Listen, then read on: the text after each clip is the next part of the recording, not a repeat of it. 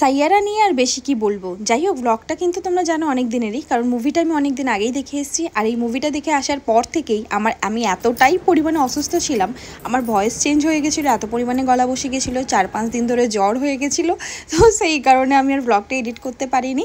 তো যাই হোক, চলো আজকে শেয়ার করছি, আর কেন কি করে কি হলো সেটাও তোমাদের সঙ্গে অবশ্যই শেয়ার করবো। তো চলো দেখো, আজকে তো বেরিয়ে পড়েছি, আর রাস্তায় কিন্তু বৃষ্টি হচ্ছিলো ঝিরিঝিরি মুষলধারে। তো বৃষ্টিতে তো মোটামুটি অর্ধেকটা ভিজে গেছিলাম, আর তারপরে গিয়ে ওই যে ফুল এসিতে বসে বসে মুভিটা দেখেছি, যে কারণে কিন্তু আমার ঠান্ডাটা অ্যাকচুয়াল লেগে গেছে। এবার সত্যি বলতে কি, যারা একটু ওভার অ্যাক্টিং করছিল মুভিটা দেখে, যে কান্নায় একদম লুটোপুটি খাচ্ছে, জামা কাপড় একদম ছিঁড়ে ফেলছে, এত দুঃখ পেয়েছে, এরকম কিছুই মুভিটা না। বাট হ্যাঁ, স্টোরিটা ভীষণই সুন্দর, তারপরে কেঁদে ফাটিয়ে দেওয়ার মতন এরকম কিছু না। যেমন আমরা নর্মাল কোনো একটা মুভি দেখলে একটু স্যাড সিন এলে একটু মনটা খারাপ হয়, সেরকম একটা জায়গা আসবে। তো দেখো, ফাইনালি এসে গেছি আমরা রাঙ্গুলিতে। তো আইনক্সে যাবো, তো সেখানে এখন গাড়িটা পার্কিং করা হলো। তো চলো ভিতরে এন্ট্রি করা যাক।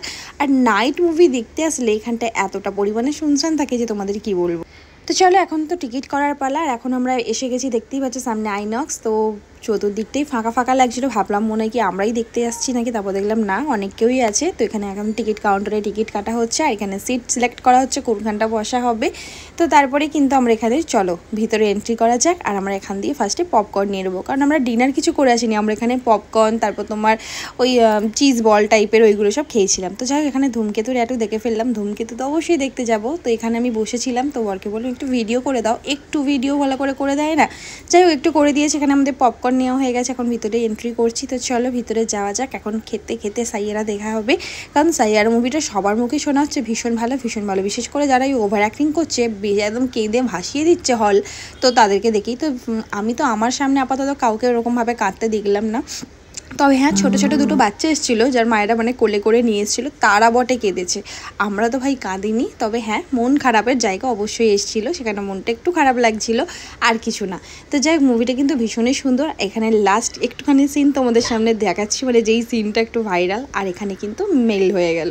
তো যাই হোক, মুভি শেষ, এবার চলো বাড়ি যাওয়ার পালা। এখন আমরা চলে যাবো সোজা বাড়িতে। আর তার আগে দেখো, এখানে অলরেডি সব পরিষ্কার করছে চারপাশটা, সেটাই তোমাদের একটু দেখাচ্ছিলাম। ওই যে বাচ্চাটা দেখলো, ওই বাচ্চাটাই একমাত্র কাঁদছিল।